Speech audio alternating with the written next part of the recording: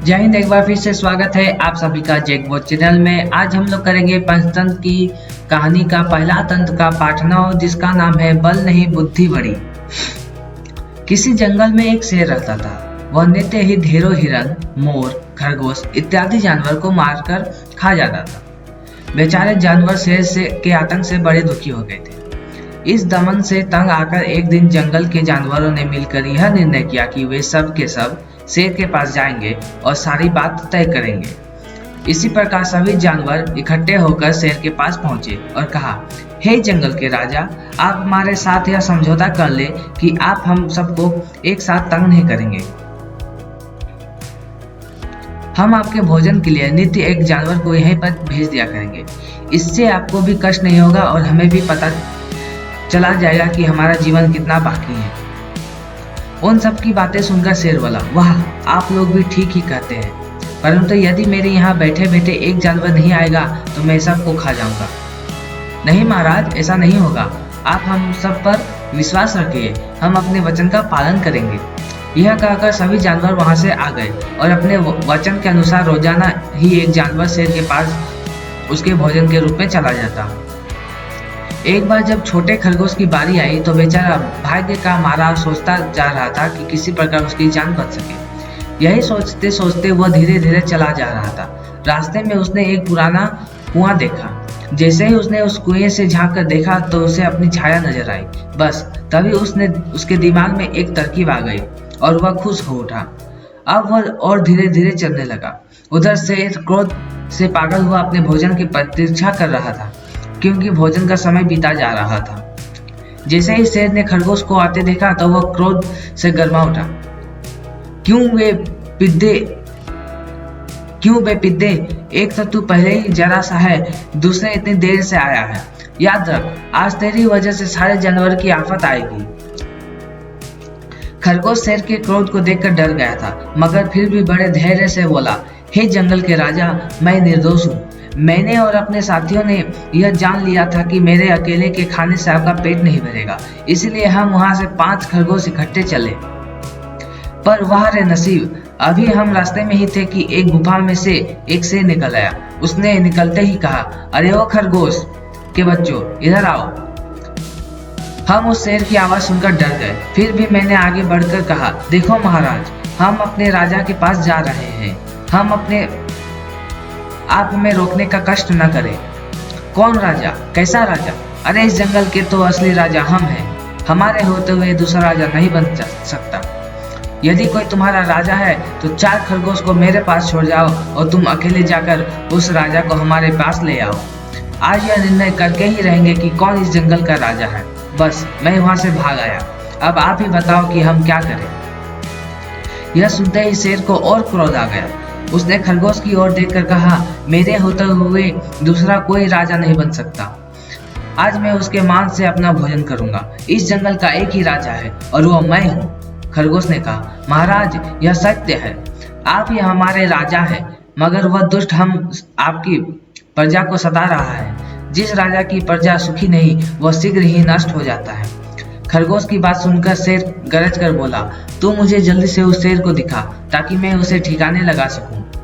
कहा गया है कि जो व्यक्ति शत्रु और रोग पैदा होते हैं ही शांत नहीं करता, वह महाबली होते हुए भी उस रोग या शत्रु से मारा जा सकता है। महाराज, मैं आपकी बातों को मानता हूँ, किंतु यह बात याद रखें कि वह बड़ा बलवान है। मैंने उसे निकट से देखा है। उसकी ताकत जाने बिना उसके पास नहीं जाना चाहिए। ओ पागल खरगोश, तुझे इन बातों से क्या लेना? मैं जंगल का राजा हूँ, किसी चीज से नहीं डरता। मैं पहले उसे ठिकाने लगाऊंगा, फिर कोई और बात करेंगे, समझे? खरगोश की चाल सफल हो गई थी। वह शेर को साथ लेकर कुएं के पास पहुंचा और बोला, यही था, मेरे साथी भी नहीं है। लगता है उसने सबको मार दिया है और अब आपके डर से इस कुएं में जा छिपा है। शेर ने कुएं में जैसे ही छलांग लगाकर देखा तो उसे पानी में अपनी परछाई देखकर उसने उसे दूसरा शेर समझा। अब तो शेर क्रोध से गरज उठा। उसकी गरज कुएं से टकराकर फिर उसके कानों में पड़ी तो उसने समझा कि नीचे का शेर गरज रहा है। शेर का क्रोध और भी बढ़ गया। क्रोध में अंधे होकर उसने शेर को मारने के लिए उस कुएं में ही छलांग लगा दी। पास खड़ा खरगोश खुशी से नाचते हुए बोला, वाह रे मेरे शेर, तू भी भूखा मरा। इस प्रकार छोटे से खरगोश की बुद्धि से बलवान शेर को मार दिया और खुशी से नाचता हुआ अपने दूसरे साथियों के पास पहुंचा। उसने जाते ही शेर के मरने की खबर सुनाई। सब खरगोश की बुद्धि पर बहुत खुश हुए, उन्हें आजादी मिल गई थी। दमनक बोला, इसीलिए तो कहता हूँ, जिसकी बुद्धि उसी का बल। भाई, यदि आप कहें तो मैं भी अपनी बुद्धि को वहां जाकर आजमाऊं, उन दोनों की मित्रता को तोड़ दूं। अवश्य जाओ मेरे भाई, सफलता तुम्हारी प्रतीक्षा कर रही है, कटक ने कहा। दमनक यहाँ से चल पड़ा। वहां पहुंचकर उसने पिंगलक को अकेले बैठा देखा।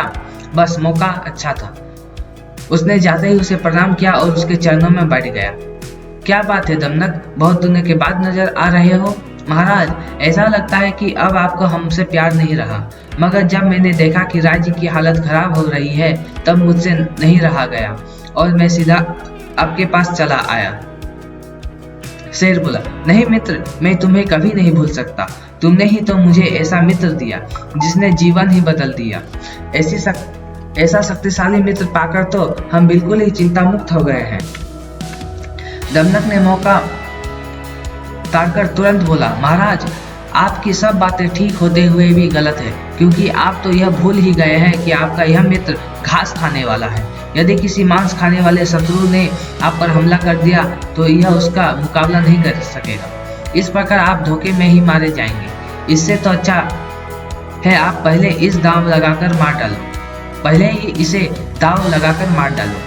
दमनक प्रतिज्ञा भंग से डरने वाले को चाहिए कि सभा में जिसको पहले गुनी बताया हो उसे फिर दोषी न कहे। तुम्हारे कहने से तो मैंने इसे मित्र बनाया है, अब मैं स्वयं इसे कैसे मार सकता हूँ। इसके विरुद्ध कोई इल्जाम नहीं है। कहा गया है, जिस वृक्ष को अपने ही हाथों से लगवाए हो उसे स्वयं काटना बड़ा कठिन ही नहीं, पाप भी है। इसीलिए यदि मेरे विरुद्ध द्रोह भी करता है तो मुझे उसके विरुद्ध कुछ नहीं करना चाहिए। दमनक बोला, नहीं महाराज, यह राजनीति के विरुद्ध है।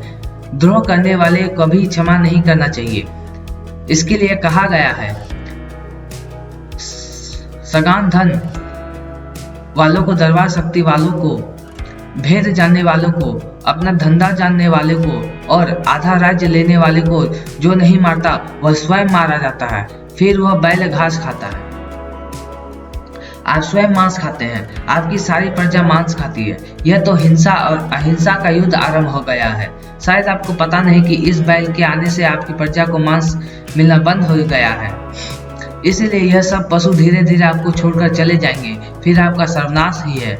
इस बैल के साथ रहकर आप शिकार करना भी भूल जाएंगे। आप किस गुण विशेष के कारण उस बैल को अपने साथ रखते हैं। शेर बोला, देखो मित्र, यह बैल हमारा मित्र है, इसके विरुद्ध कोई दोष भी नहीं है, फिर मैं इसे कैसे मार दूं।